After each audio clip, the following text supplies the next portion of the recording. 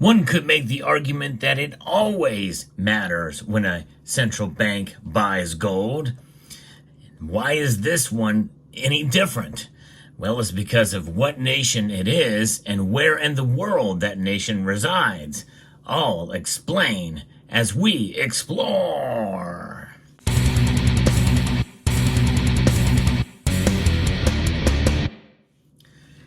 Gold has been valued for thousands upon thousands of years, and now we're talking about a nation that rests at the cradle of civilization.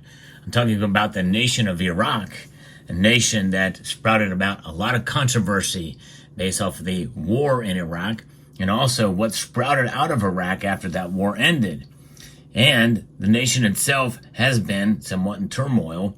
In reality, it's not nearly as influential as it once was so long ago. But here we are now, and they are buying more gold. And let me just report to you from the news service called Shafaq News out of Iraq. It says that it has increased its gold reserves to more than 148 tons, according to a report released by the World Gold Council. This data just came out, and it showed that Iraq has climbed one spot to rank 29th globally out of 100 countries. That's up from 30th place, and that may not sound like a lot, but that tells you something, folks. Out of the 100 countries that are ranked, it is now in the top third by a long shot. And this is big news, which means that I think that Iraq is all the more influential. However, there's one nation that's got a beat that kind of surprised me, and we'll get into that in a moment. So they are ranking the 29th out of 100 countries. Regionally, Iraq holds the third position among Arab countries. That is amazing to think about, that they are the third among the Middle East. And I think that is really quite telling. That means its influence very well could grow, because gold is very valued in the Middle East in general. And we know its reputation among places like Saudi Arabia, the United Arab Emirates, and the like. But speaking of Saudi Arabia, well, it's ahead, obviously. But the other nation that kind of surprised me is Lebanon. Lebanon, a proxy of Iran, is now really starting to see some war-torn activity there, especially because that's where Hezbollah is out of. But they hold more gold than Iraq. But I don't know how much more, but it is intriguing to see that Iraq right now is starting to accumulate more and catching up and getting up more and more influence in the amount of gold holdings around the world. Does not mean that it has more geopolitical power. No, not at all. However, there is a shift that's happening in geopolitics right now.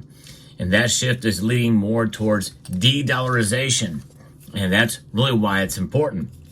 The more gold that a nation holds, especially when a nation buys gold and it increases its standing among other gold accumulating nations, that tells you that they are actively looking to de-dollarize and to declare independence from most fiat currencies out there, especially considering their percentage of gold compared to all of the reserves that they have. And I'll get to that in a moment as well. Iraq stands to really benefit from this by holding that gold. And with gold, he who owns the gold makes the rules, is what they say.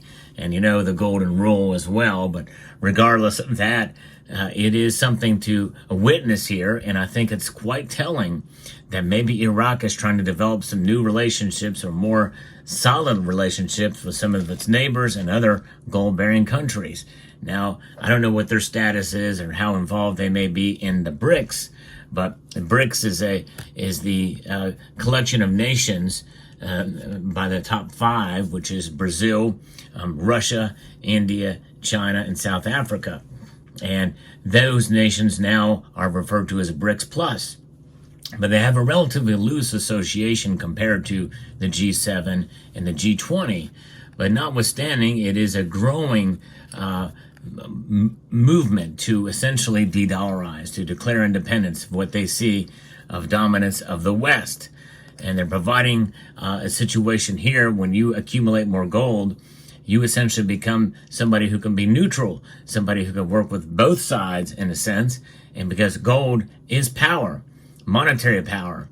And the more nations that are either involved with or could be involved with BRICS nations, the more nations that have gold, the better stakes they have in helping to develop or to gain influence by a potential gold or BRICS currency, whether it be backed by gold or even not. Because commodities will likely play some role here, and gold is by far the most recognized and coveted commodity out there. The Bank of International Settlements has relegated it as a tier 1 asset, putting it equal to and on par with the dollar in cash. And so therefore, any nation that increases its holdings and rankings by holding gold will stand to benefit from this. And it matters because that is essentially its way, I think, of revealing itself and asserting itself as being a nation of dominance in the region. No question about that, especially how valuable gold is.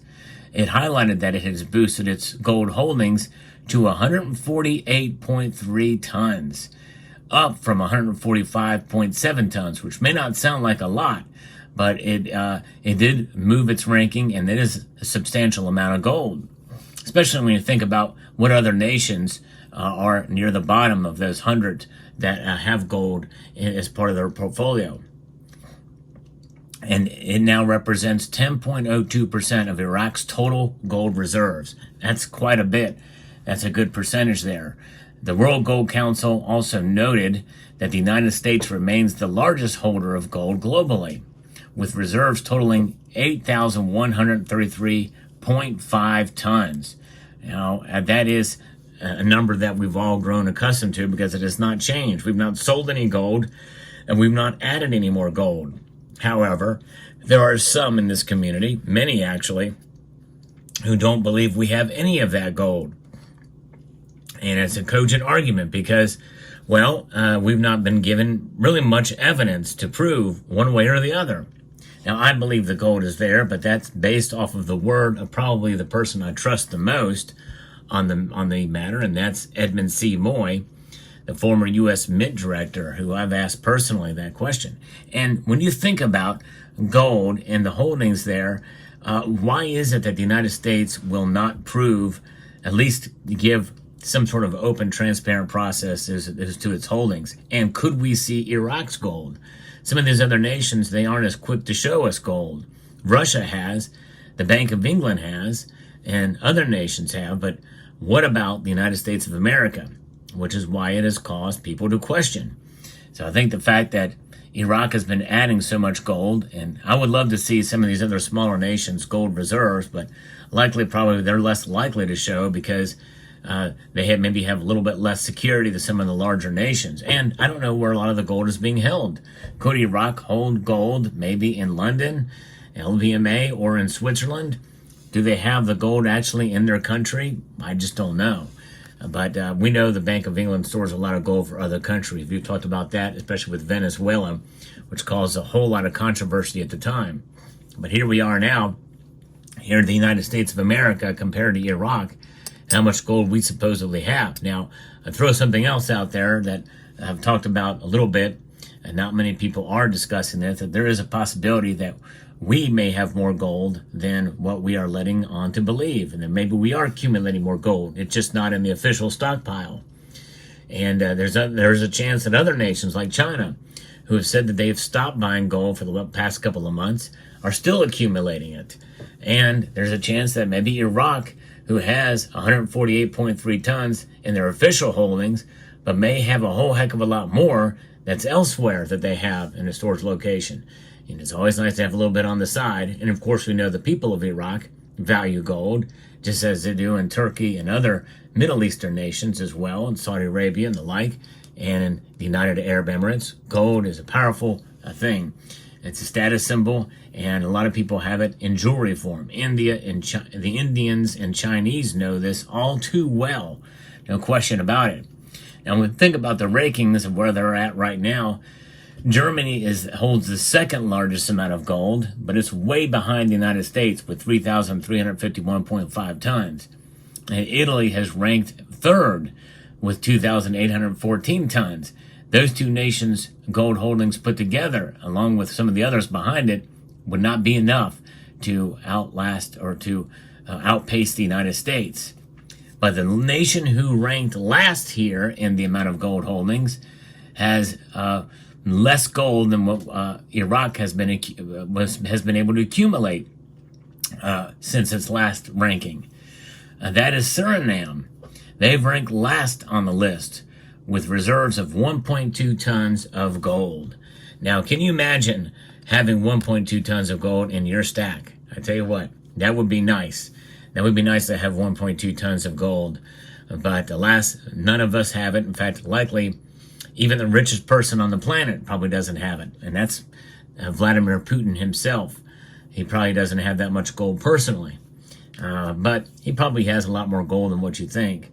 But there it is. An amazing thing to think about, by the way, to have as much gold as the number 100 on the list of gold holding nations. But I want to make you feel a little bit better about gold, because even if you have just one of these, or a tenth of one of these, you have more gold than the Bank of Canada. So let that sink in. That's something, because they sold off all their gold back in 2016. Now there's one source that I've been able to find that says that they have 77 ounces of gold, but likely that's probably all gone too. So if you have any amount of gold at all in your possession, you're not that far behind Iraq when it's all said and done. You're further ahead than the Bank of Canada or the nation. So let me know what your thoughts about Iraq. I think it's strategic for them. And I think it's a bigger deal than a lot of people are saying, because any nation that can move up in a ranking, especially in a nation like Iraq, is really influential. And I think that more countries are going to start accumulating gold back again. And that's going to do nothing but really bolster gold's price from here on out. And let me know what your thoughts are on this. And I'd like to extend a multitude of gratitude to each and every one of you for taking the time to watch, and to encourage you to please rate, share, comment, and subscribe.